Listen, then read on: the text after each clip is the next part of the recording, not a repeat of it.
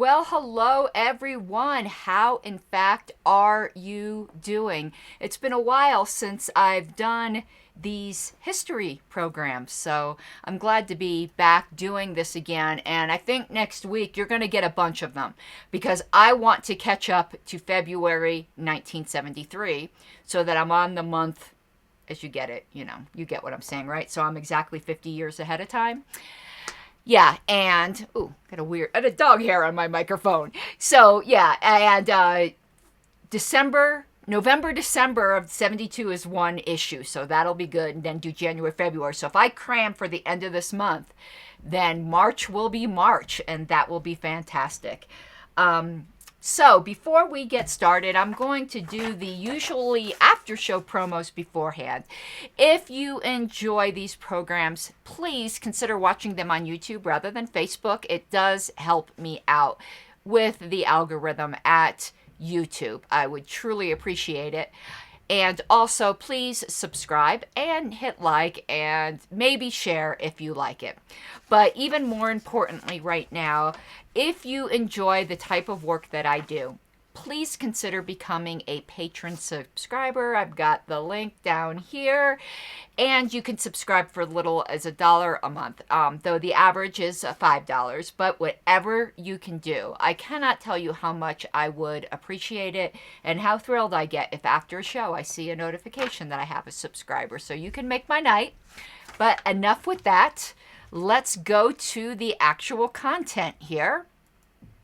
All right, where we left off. And remember, you can comment. I think there might be an issue with me seeing Facebook comments that are on my personal page.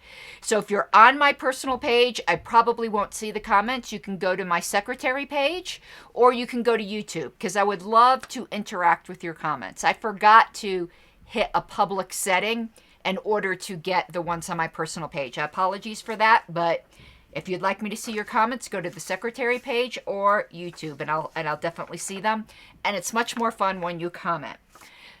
So if you remember from last time, we went through this first page. That's not what we want to look at. I wanted to bring up here. Now, we had briefly mentioned this advertisement that is up there in the upper right-hand corner, and I said I was going to try to find the original Barron's magazine it appeared in. Now, unfortunately, I wasn't able to, but I would because we did not get to go through it very well. I want to put it up larger so that we can go through it this time. Here we go, because I think it's important. Can capitalism survive under Richard Nixon? Now, one reason I thought this was important, because I know I keep pounding this point home, but it needs to be pounded home. The party was founded as a capitalist party. Get the fuck over it. Okay? Otherwise, we wouldn't be so concerned here about whether capitalism would survive. And I know I've brought this up multiple times, but it's just so patently obvious that it just drives me a bit bat guano when people keep trying to deny that fact. You don't have to like that fact, but you can't deny it and be truthful. So let's go over this ad. During his first 4 years, President Nixon has run up a budget deficit of nearly $100 billion. Today, we'd probably wish it was just $100 billion. Imposed wage price controls and nationalized one major national industry, passenger railroads. And that is still true today, isn't it?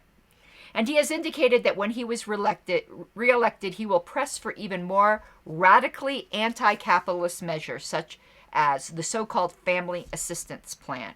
I don't know what that is. I should have looked that up. If there's anyone here who would like to maybe do a quick Google on that, I would appreciate it. Maybe we can talk about it. If he wins by a landslide, as there's every indication he will have a free hand to push even further leftward. Unless those of us who believe in capitalism, those of us, meaning the Libertarian Party, can muster a strong protest vote in November and keep organized afterwards to fight for our beliefs. The Libertarian was formed by and for people who believe in laissez-faire capitalism.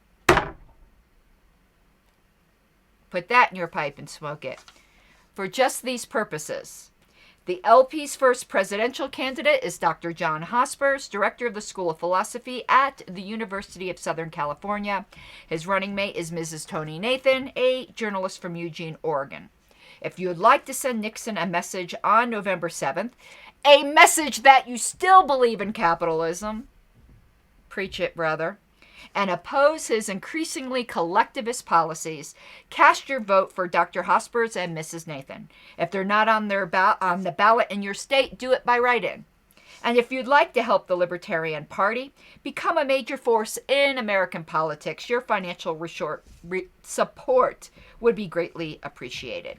Membership is only $6 a year. For sustaining membership is $12 and includes a subscription to our monthly newsletter, The Insider's Report on what is it? What do I hear? Capitalist political action. Larger contributions are welcomed. Join now or write for more information, and it gives the address, which was David Nolan's little villa in Westminster. And it's interesting, it just says paid political advertisement. They didn't have a lot of the more stringent requirements at that time. Now, that was just a little bit of what we wanted to get into. More to the meat of what we wanted to get into, and I have a little bonus at the end that I didn't expect, so you're going to have to wait for that, is let's go back to this issue here for a second.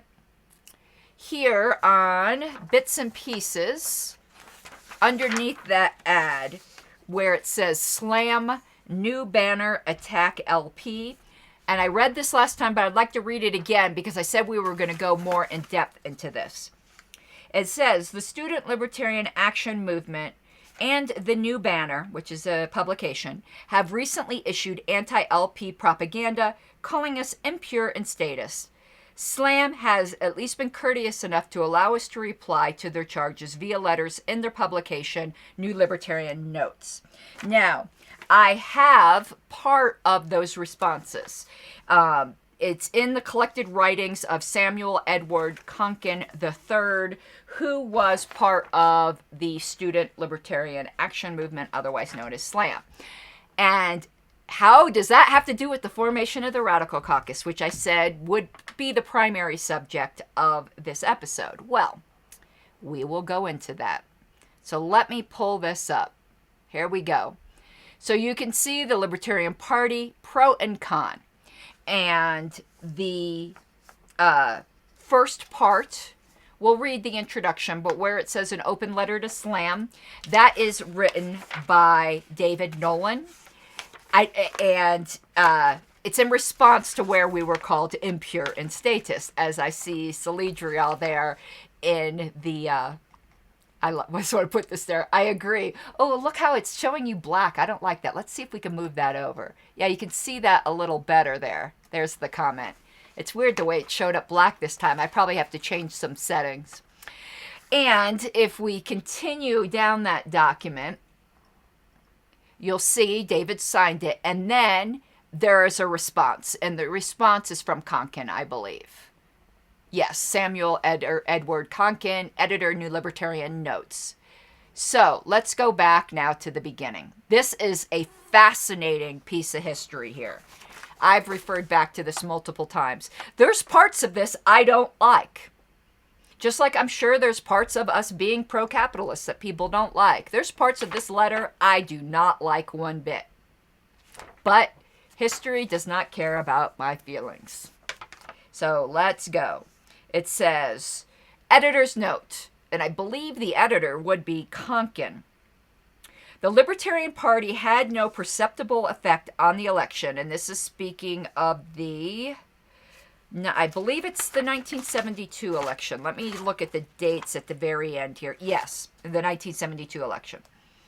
But its achievement is nonetheless remarkable. Starting from scratch, the LP in a few months grew into one of the movement's largest organizations, galvanizing hundreds on the indifferent fringe of libertarianism into activism and attracting nationwide press coverage. However, the LP has had its problems, not the least of which is criticism from fellow libertarians. In the interest of examining this criticism, the Southern Libertarian Messenger presents the two letters below.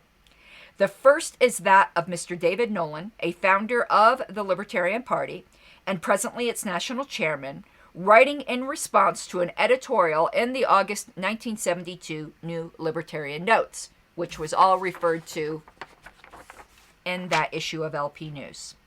The second letter is by Mr. Samuel Edward Konkin, editor of New Libertarian Notes, and here's where we go, and a leader in the Student Libertarian Action Movement and the Libertarian Party Radical Caucus. These letters form the first part of an exchange of several letters, and here it goes. Now, these were published. This editor's note obviously was written after the publishing of these letters because the Libertarian Party Radical Caucus did not exist at the time of these letters. So that's somewhat of an anachronism where the way he identifies Konkin. And I think he probably should have specified that because the introduction makes it seem like at the time of these letters, Konkin was part of the Radical Caucus, and he was not. Radical Caucus didn't exist. All right, an open letter to Slam, and this is David Nolan. As one of the founders of the Libertarian Party, I found your August issue of New Libertarian Notes very interesting and would like to offer some reactions to some of the comments therein. First, I found your comments on our approach towards, let me flip the page so you all can see it, freedom in our time surprisingly fair, considering the basic differences between your views and ours. And just so you know, Konkin's views at that time were that, and they probably remained that way, I think, throughout his life, that politics were impure and statist, as he previously said it, and that, I believe it was Konkin, I'll have to look this up. Somebody can let me know that I think it was Konkin that coined the term partyarchy. Referring to anarchists that join a political party, who reject the behemoth of the state but still cling to one of its tentacles or something like that. I'll have to find that quote, but I believe that was Konkin who coined that term partyarchy, and he meant it to be insulting, but I embrace it. I'm a hardcore partyarchist, I will admit it. Okay, and while we certainly don't expect you to agree with everything we're doing, we hope that you will continue to remain friendly adversaries, rather than becoming openly hostile to our efforts, as the Lefebvre people have done. The differences between LP and Slam exist, as I see it, on two levels. The more basic difference, of course, is that you are anarchists, while we are not, for at least the most part. Now, that's the part I don't like. And we'll get into this a bit more. I see, D. Frank, you made it. That's fantastic, because you lived through this. At this time, in 1972, the Libertarian Party was explicitly not an anarchist party. Anarchists helped form it, a few. And there were about 25% anarchist members.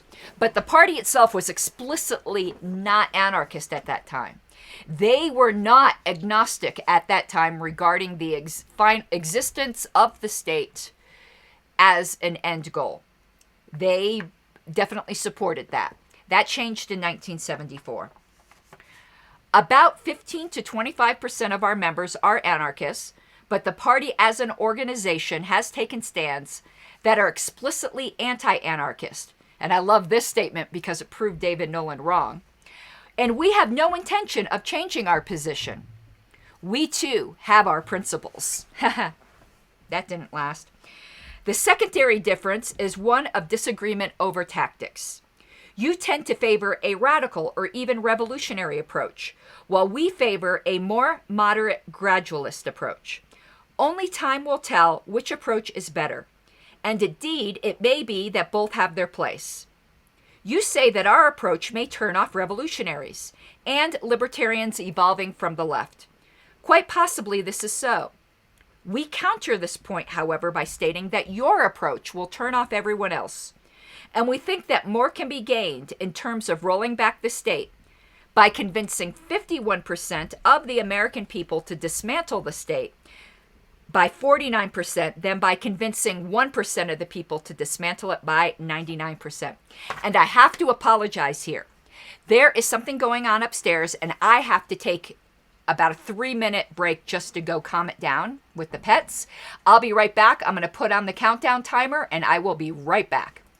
Okay, I'm back. I am so sorry about that, but I had a pet emergency between the birds and the dogs. Let's not get into the details. Okay, so we were at the point where David Nolan was arguing that more people, and I love you all for sticking around, oh my God, arguing that he believes they can have better luck convincing 51% of the American people to dismantle the state by 49%. So while they were explicitly not anarchist, dismantling by 49% is pretty damn anarchist. It's not fully there, but I'd be happy with that. I think most of us would be happy with that. And funny, he said that by convincing 1% that people dismantle it by 99%, that's not even a 100%. That's kind of weird. All right. We don't ask you to buy this line of reasoning, but point it out simply to show there is a consistent rationale behind our methodology, just as there is no doubt behind yours. One thing I really like about this comment is David is very polite and he's very rational. And I want to put one of these comments up here. God, I don't know what I did to make this black. Oh, I think I know what I did. Oh, let me try to fix that. I had made this text and I changed it, but it wasn't this text. It was a different text. And I changed it to pink. Here we go. I believe I know what I did wrong. Let's see if we can change this back to pink, because it doesn't help if you guys can't read it. And I didn't know that it would change all of the text. That is a flaw in this program. See? Yep, here we go. That's what I did. And so Trusted Knower says these statistics convince 1% of 99% versus convince 51% of are totally made up. You are correct. And don't represent actual constituency and the complexity that exists between political interests. Yeah, I think it was somewhat naive. But that was David's argument. You say correctly that anyone who advocates increasing or even maintaining the current level of state party is an enemy of freedom. I agree. And the LP certainly does not advocate any such thing. We differ from you only in how far, how fast, and what means by which we advocate cutting the state down. And I think that is mostly fair. I don't think they disagree necessarily on how fast. I don't know Kunkin that well, but I don't think he took a position on how fast. He certainly took a position on how far and by what means. Our 1972 platform calls nowhere for increasing state power. In some areas, such as defense, it simply advocates a change in priorities, but even there, the net effect would be one of less government action, not more. Considering our defense plank specifically, it should be noted that we call for a strengthened defense system for the U.S. only, while simultaneously calling for a drastic cutback, even a virtual elimination of our commitment to defend other nations. Thus, while it is true, as National Review said, that a beefed-up defense system of a world policeman nature would require more spending, the arrangement we advocate would not. And David's pretty articulate. I'm enjoying this. In most areas, our platform calls for outright repeal or abolition of government activities. Notice he wasn't scared to use the A word, and I don't mean anarchy, I mean abolition. In others, merely a substantial reduction, and on balance it is, I think you will agree, quite a bit more explicit and radical than its predecessor, the temporary platform. It is way more radical than the temporary platform. Furthermore, I might point out that if it is not as radical as you might wish, that I love this, then this is because those who are carping and bitching the most did not choose to attend the convention at which it was drafted. Bam! Got him! We even went so far to ask the new banner to publish a notice urging anarcho-capitalists to attend and make their presence felt, but they declined to do so. You charge Now here's where it's prophetic. Konkin was prophetic. You charge that we will become increasingly statist and compromise prone as we grow larger, and that we will put pressure on other libertarian organizations to serve our interests. The former allegation is sheer speculation. History has borne that out. And all evidence to date runs counter to it, in fact. What evidence? A year, David? A year of existence? As for the latter, just how would we exist this pressure even if we wanted to? And that is good, a good comment from David, because we don't pressure any other libertarian organizations. In fact, I wish we had the influence to do that. We just simply couldn't, even if we wanted to. We have no power over any other group. More interesting, and here's where it gets good, okay? More interesting is the fact that despite your expressed worries on this point, you do not seem to be against the idea of one libertarian group pressuring another, per se. As you say, SLAM's first task at the moment is the organization of an LP Radical Caucus. 1972, the Radical Caucus is the oldest caucus in the party. It has existed on and off in one form or another since 1972, though there are significant differences between the one that existed in the 70s and the one that existed in the 80s and the one that exists now. The one that existed in the 80s and the one that exists now are very similar. The one that existed in the 70s was an anti-voting, anti-political action caucus, which does not describe the latter two iterations of the Radical Caucus. Okay, but in any event, we have no objection to your forming such a caucus. We welcome all libertarians into our ranks, and I personally feel that the presence of a radical caucus would be healthy for the party. And I love this because this is in fact true. And the people who get all butthurt from other libertarians saying this today, take it up with David Nolan, okay? If for no other reason that it would serve as a counter pressure to the influence of semi-libertarians who will no doubt be coming into the party in increasing numbers as the GOP and Democrats become increasingly repulsive. You see? So those who say the Radical Caucus existence is necessary to keep the Libertarian Party libertarian, David Nolan said it first. And then he continues. And I like his term as semi-libertarian. That's interesting. I only hope that when the Radical Caucus doesn't always get its own way, it won't turn around and try to wreck the party. Just paying into the hands, I think he meant playing, but it says paying, of the real enemy, the Nixons and Humphreys of the world. Fighting our friends, even marginal friends, makes no sense. And this is so true when there are so many common foes. In any case, good luck and keep the lines of communication open, David F. Nolan. And relating this to another controversy of today, what do you think David Nolan would have thought about all the people who are shitting all over the Mises Caucus? I think I know what he would have said. He would have said, fighting our friends, even marginal friends, makes no sense when there are so many common foes. And he would have told those people to shove it up their booty. Okay.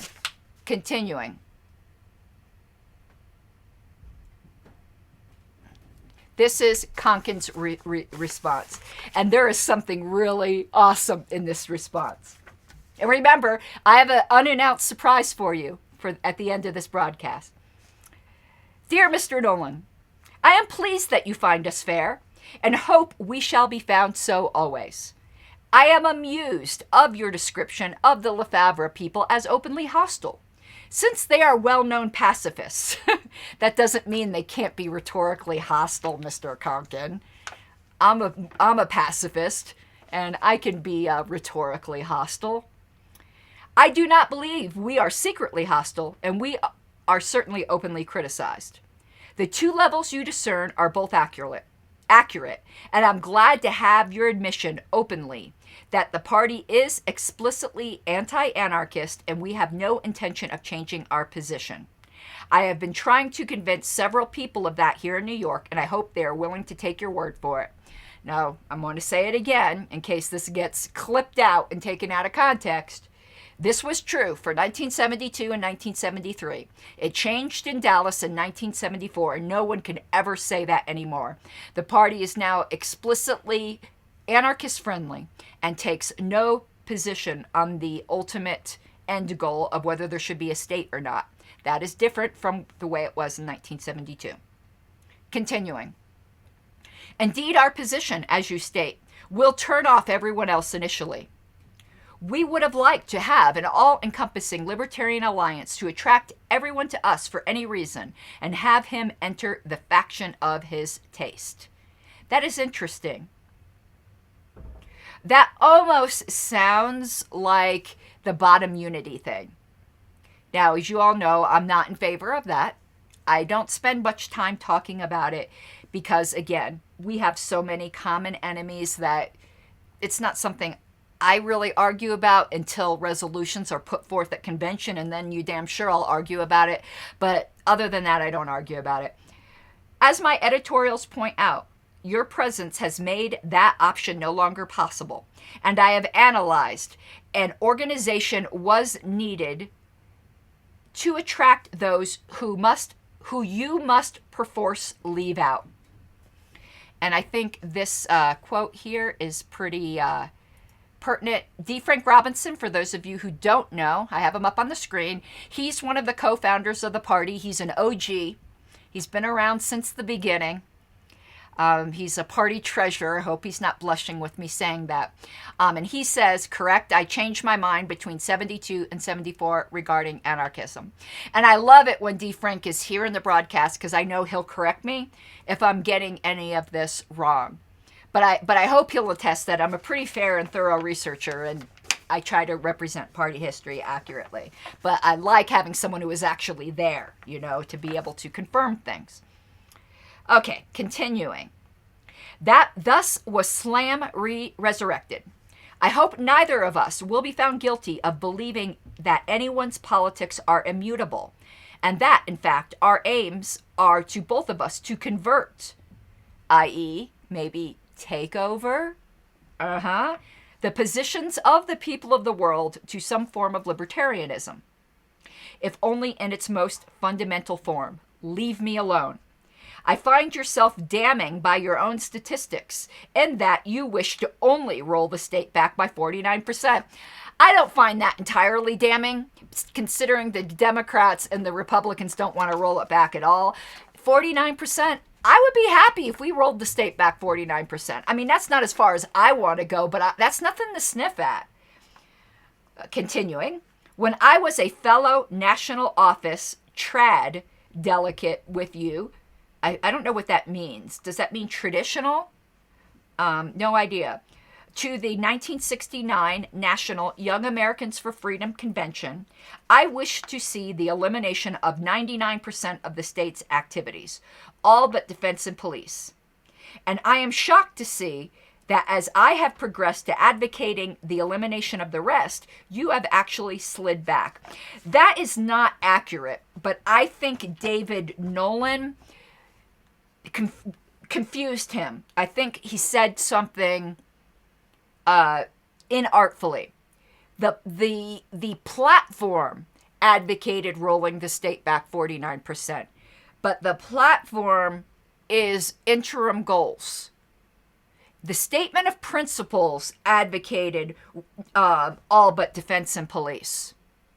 So I think David inadvertently confused him to think that the party's end goal was 49%, and that never was the case. It was never 100%, but it was never 49%. As anarchists, we wish to convince as many people as it takes to eliminate 100% of the state. That's true. I would like to convince people of that, but I'll take whatever I can get. And I won't sniff at 49%. Indeed, let us proceed to your defense plank. National Review's argument was not for a world policeman nature of a defense system in its advocacy of a beefed-up defense spending, but for the nuclear protection of the continental United States. You might wish to argue that eliminating the imperialist role of the U.S. will unleash funds, a fraction of which you would then use for continental arms increase.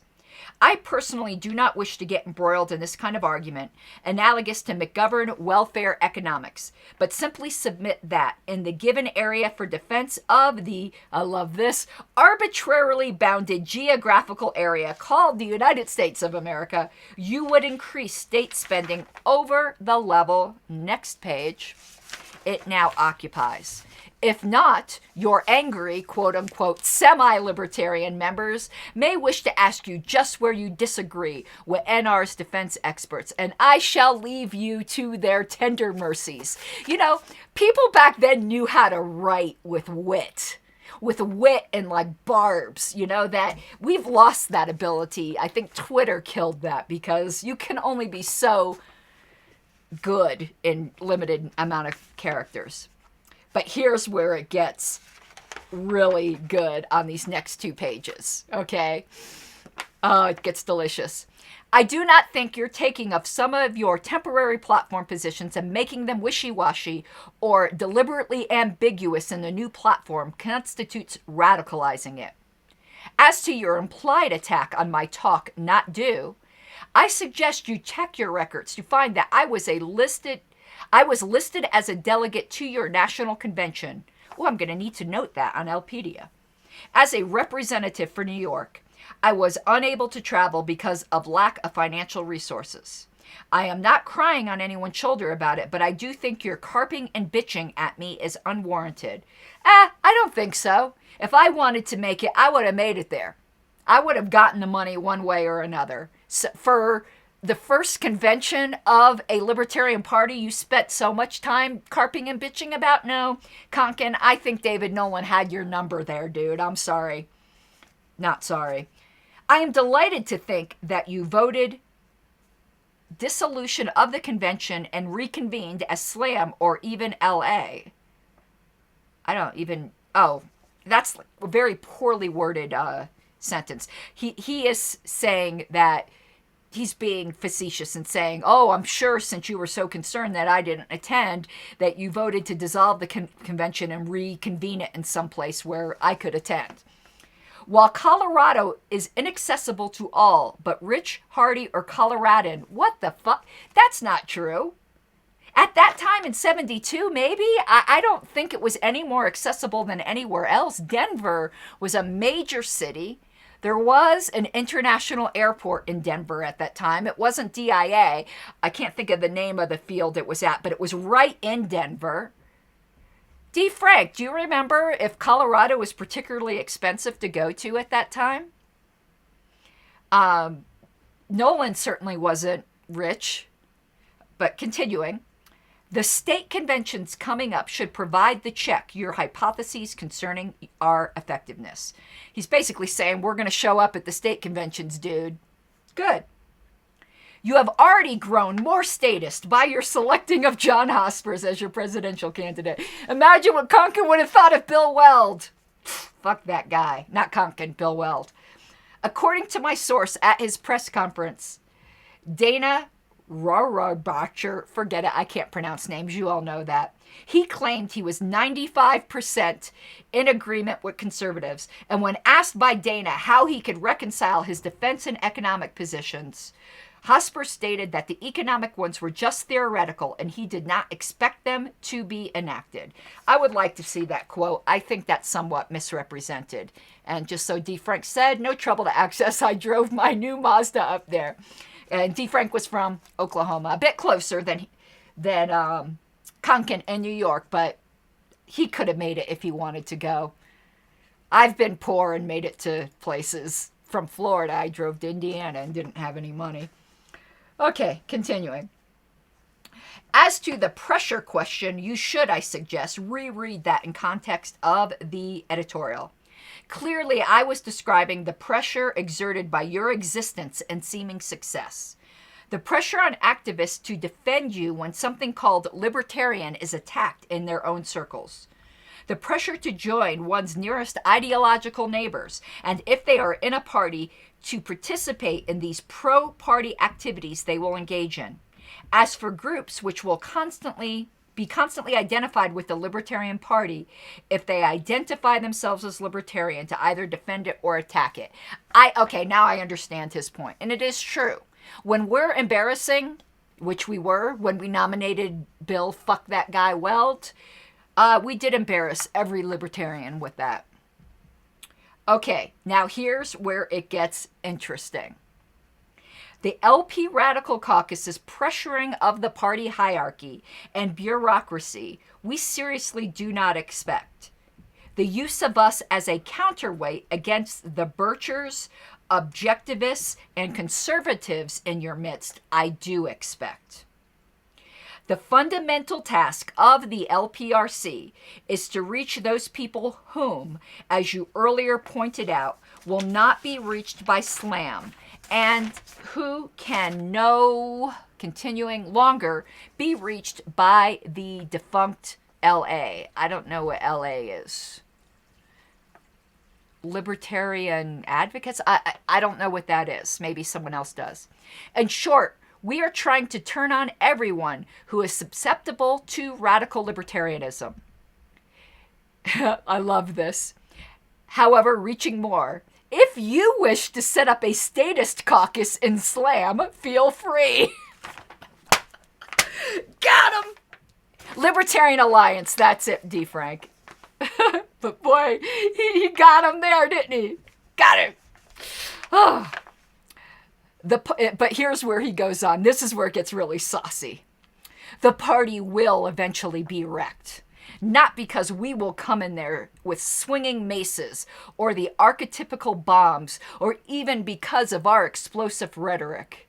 Not, unhappily, because the state is abolished and it will self-destruct out of uselessness. No, Mr. Nolan, as I said in passing, we both attended the St. Louis Convention in 1969.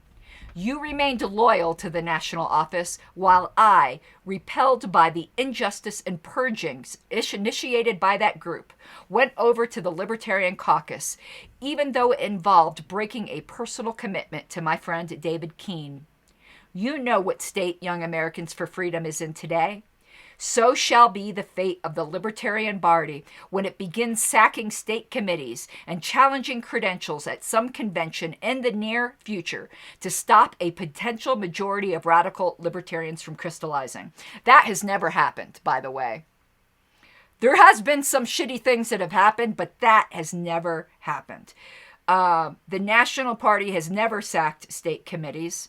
And I don't believe there's ever been a challenge to credentials aimed at radical libertarians. In fact, the only widespread challenge of credentials that I'm aware of, and somebody would say it was an attempted sacking of the state committee that did not succeed, was in Oregon. And that was one state, and it didn't succeed. The National Party did not get to tell Oregon who its state committee was. And there will be young delegates like us 3 years ago who will be driven to choose, and in choosing come to realize the necessary consequences of the opposing philosophies, the ideas that have consequences. Out of the debacle will arise a new, vigorous anarchist movement in numbers enough to proceed on to the final organization. Well, he was wrong there. Though I will say, well, I'll get to this point. There's something interesting there about the quote-unquote final organization. Now, this sentence, this is just makes me smile. You can abort this scenario at any point by beginning the purge early. Pass a prohibition against membership by anarchists. Throw those of us who are on state committees or other positions of influence out before we have a chance to spread like a virus. And the sad thing is, there are people today who want to do that. Don't kid yourself. And you want to hear something sad, but don't let me go on rabbit trails. I'll do these things at the end. You can find me and the executive committee of the Free Libertarian Party of New York awaiting your acts, and you would do me the favor of fulfilling the prediction I made to my skeptical colleagues. Of course, you realize what an issue you would give us, especially when we evil, horned creatures and carping, bitching malcontents turn out to be rational and armed with facts and answers to the curious questions of the innocent you may have taken into the party. Fighting our friends never makes sense, nor even fighting neutrals. Fighting those within our midst who will deliver us onto our enemies always makes sense. I am sure you feel the same. Good luck, David, and I shall certainly keep the lines open. As my friends know, I would sit down with the devil for a drink and a political argument. Maybe even Richard Nixon. Definitely David Nolan. Yours in freedom, Samuel Edward Konkin III, editor, New Libertarian Notes. Now, I want to go back to the previous page and the things I almost got into. Okay. In where it says you can abort the scenario at any point by beginning the purge early. And I said there are people in the party today who would like to pass a membership against a prohibition against anarchists in leadership and membership. Don't kid yourself. Now, what is sad is that the Libertarian Party of the United Kingdom has done just that. You can't be... I should look this up, actually. I probably should do it while I'm here. They might have changed it, but they do have a prohibition against anarchist members, or at least they did. And when I was gotten in touch with the current chair of the LP UK, I was a bit butthurt about that. And I had said, you know, I forgot what it was. He wanted some information on something, and I had said, I have no trouble working with you, even though I couldn't be a member of your party. And he's like, what are you talking about? And I said, you don't allow anarchist members.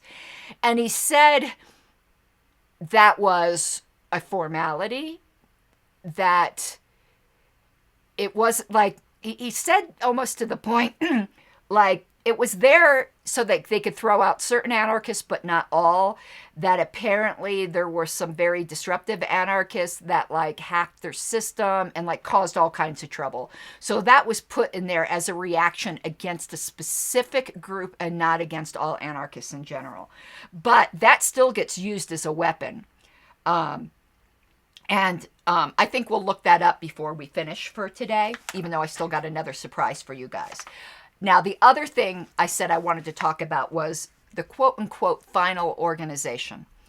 When I was involved with the Libertarian Caucus, Radical Caucus, and right now I'm not in any caucus. I don't believe party officers should be in a caucus. But I'm not even in the Radical Caucus group any longer, and I've explained why before. I don't really want to get into it. I just think they're losing their way a bit, and I hope they find their way back, because their principles and everything on paper that they stand for, I stand for, and I would love to go back, but right now I can't in good conscience be in that group. And that's about all I'll say. And that's why you mostly find me in the Mises Caucus group, though I'm not a member there either. I'm not a member of any caucus. But I do have some serious disagreements with the Radical Caucus right now. Not with the members, just in general. Not going to get into that. They're still my first love, and I hope one day I'll be back. But about the final organization, I know when I was involved with the Radical Caucus, they had like a doomsday scenario plan that if the Libertarian Party ever went absolutely, completely Bill Weld statist, that the Radical Caucus was to be the seat of a new party. And I agree with that. I do think we need a backup plan, because with some of our nominations, like Bob Barr and Wayne Allen Root and Bill Fuck That Guy Weld, we've shown that we can go really, really, really far astray. I want to, if I can, share my screen. I want to see if I can find that thing about the UK party, because why isn't it sharing my screen? Current application, primary display.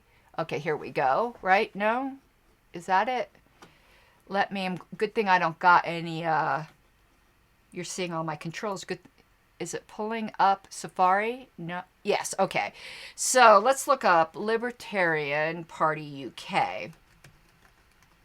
because I'm really interested to see.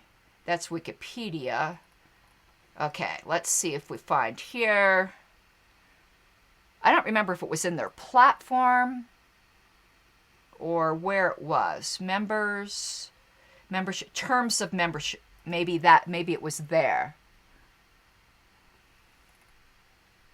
Okay, rules. Oh, let's see. It's weird. It's not. Okay, let's see if it's in the Constitution. I'm just super curious because I don't even remember where this was. This was. Oops, page not found. I see they're about as organized as we are. Okay. Let's see if it's somewhere else. Manifesto, party constitution. Let's see if it's under this link. Yeah, one of their links is just broken. So let's see if the word anarchist is found. Nope. So it's not there. Maybe it doesn't exist anymore. I want to see the party aims. I want to see if there's any requirements for membership. Membership. I guess it's not in here anymore. I'm going to have to look that up because I know it was explicitly there before because I was super, super butthurt about it. I might need to write them. Let's see. Oh, that's for their internal webmail. Does it say where you can contact them? Contact us.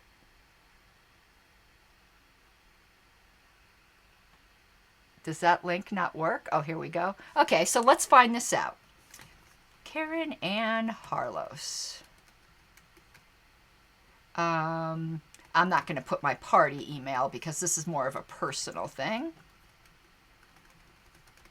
I thought I remembered in the past that you prohibited anarchists from being members. Is this still the case? If so, where can I find that policy? All right, let's see. Oh, I got to type this word. I hate these things. What is that? WNBNE? Is that what that says? Let's see.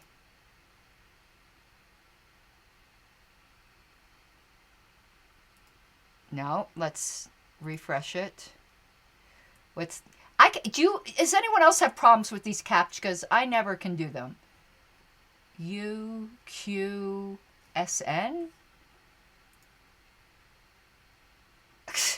I'm not getting this, am I?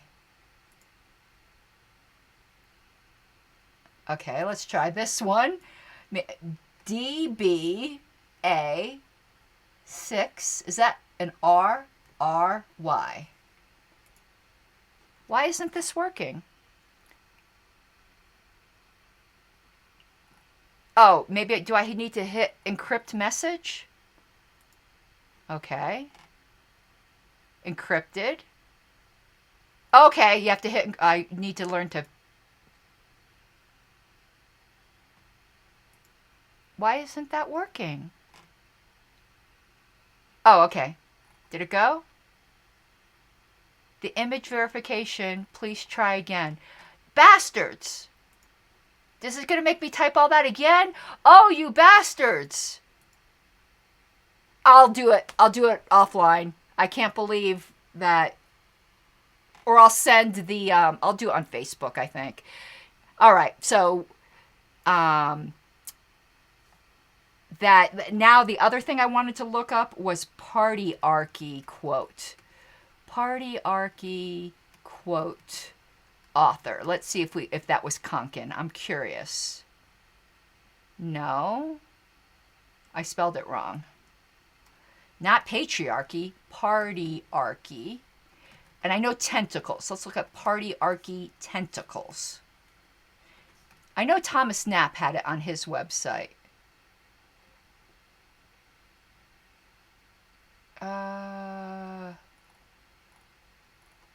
I can't find that. I know Partyarchy. Let's see. It's right there. Kenneth Roberts. But I know Knapp used to have this. Well, I'll have to ask him because I know he used to have that quote. But okay, let's go back to where we were. Okay, now let me remove that little plea there, even though I would appreciate it if you would be... Yeah, the coctopus and all that. Yeah, there's some questions that came up. So let me remove here my Patreon thing, though please, if you enjoy this kind of stuff, please consider supporting me. That's the Libertarian voluntary support thing. But let me answer some questions here. I think they do support it, or they at least don't oppose it. I mean, it is... They don't have something like the statement of principles that we do, so their platform is their positions. I really don't want to speak for them, but I think they do support it, but don't take my word for it. I'm not an expert at all about the UK party. And Jean says, I may just do that. That sounds like it would be fascinating. So I suppose then I would just need to look up Renaissance Bookshop, and that would be the way I would find him. And yeah, then Jean also said, yeah, the coctopus. But I know there was a specific quote about the partyarchy, and I'll find it and put it in another broadcast. Now, I have some other things to show you guys. One great thing that the 1970s Radical Caucus did do, and they continued this, I think, in the 80s, is they put out this newsletter. This was about the most organized, I think, any caucus has been. And these were nice, big newsletters. And there, it wasn't just this one. You know, this is just an example. So, and I know the current Radical Caucus wants to do this again. But, you know, it's pretty nice. And I'll start going through some of these issues at some point. This is one from 1979. But here's something interesting I wanted to read from here.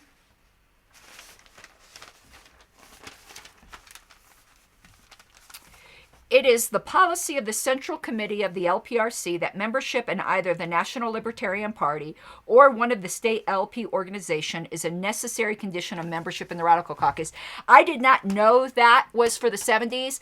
That is still a requirement today.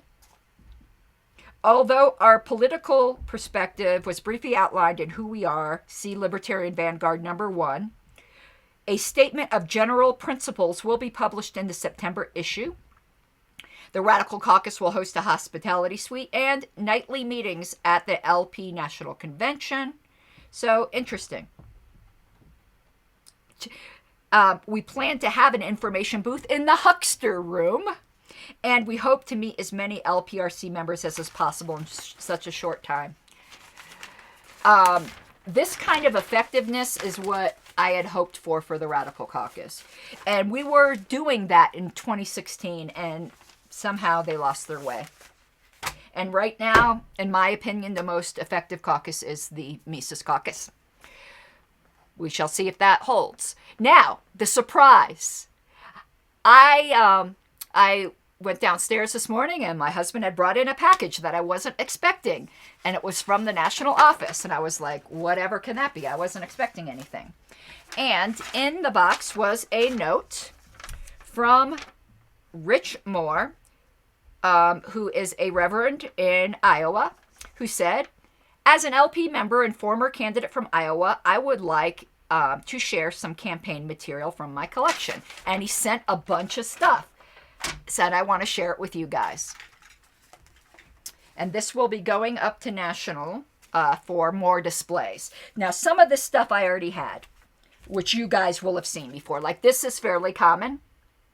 But we may be able to use these for National Party fundraising, because we've got multiple of these. And, you know, people might want to purchase. But there's other things in here I had never seen. Oh, Coctopus. Okay. Sorry, D. Frank. Check this out. Stickers. Richard Campagna for vice president. I have never seen these before. And again, there's multiples of them. And this.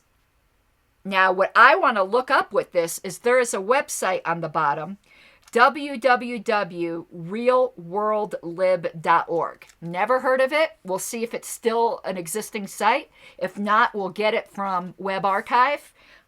Maybe we're talking about another bonus episode here.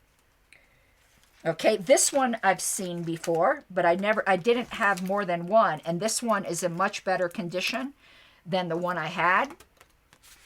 A Badnarik bumper sticker. Yeah, I dropped something. 1 second. D. Frank said, yeah, it's for the Koch brothers. I mean, Koch brothers. I always call them the Koch brothers. I don't know what. You know me and pronunciation of names. I love this. 2 parties equals 0 choice. ThinkLibertarian.com, another website I never heard of. And this I didn't have. Now, some of you may have heard of the Liberty Penguin, which was a contender before we officially adopted the porcupine. The penguin was put forth, and I know Daryl Perry still advocates it as a libertarian symbol. I think because it's something to do with Linux or open source. I don't remember why, but here's the Liberty Penguin. Liberty is cool. Vote libertarian. Now, I was never a fan of the penguin, I will say that, but it's certainly historical. And this is from the gentleman's campaign who sent me this material. And we have several of those. He apparently was a supporter of the fair tax, which I am not, but I want to share his material. This wasn't produced by the LP, though. This was produced by Americans for Fair Taxation. I love this one. And this is from the bumpersticker.com. Isn't this great? If we don't change direction, we'll end up where we're headed. Vote Libertarian. Isn't that fantastic? I love that. That is a slogan we need to recycle. And then here's classic. 1-800-ELECT-US, vote Libertarian. And these are in excellent condition. And enough is enough, vote Libertarian. And he also sent a bunch of buttons. So those are the stickers. Now let's go through the buttons. And this is from a website called CSE.org. I don't know what that is, but scrap the code. No IRS. Nice big button. He has a bunch of really big buttons. Now, this, I have never heard of this candidate, so I don't know if this is a libertarian candidate. You guys can let me know. Tamara Milley, the best man for the job is a woman, which is, I think, a slogan that even Hillary used, but Tamara Milley for vice president. I'm tending to think this is a libertarian candidate because it's for vice president, and we're one of the few parties that nominate separately.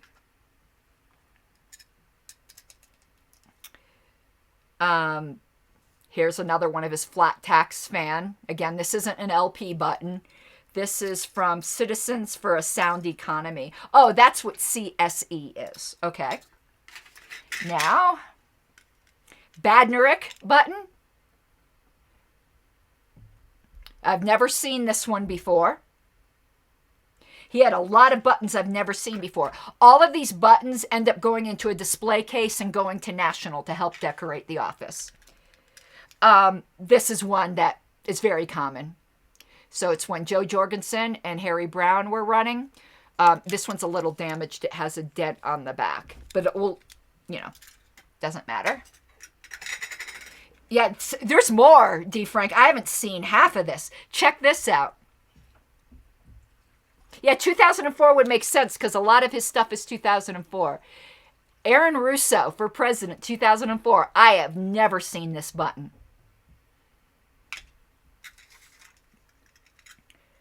This one is somewhat common. Don't blame me, I voted Libertarian. Though this version of it, I've never seen. Sorry, I have a hard time figuring out which way, is opposite on camera. Okay. And check this out. Now, this isn't David Nolan. People get confused. There were two prominent Nolans in the party. Here's Gary Nolan, 2004. I've never seen this button. And I like they have the campaign sites on here, because if they were archived on Web Archive on the Wayback Machine, we will pick it up. Okay, here's another fair tax button. April 15th, make it just another day. And this one is funny. My husband laughed his ass off. Save the environment. Replant a bush in Texas. There's more. There's more. Oh, here's multiple Harry Brown ones. And another Tamara Millet. And these Harry Brown. Is this the same as the other Harry Brown one I had here? Or is this a different? No, it's a different Harry Brown. So he had two versions of Harry Brown. Harry Brown had a bunch of materials that were just slightly different. And the ones that are duplicates could be fundraising. Tamara is Tom Knapp's wife? I did not know that. Oh, that is fantastic. Tom Knapp's a friend of mine. Stop arresting patients for medical marijuana.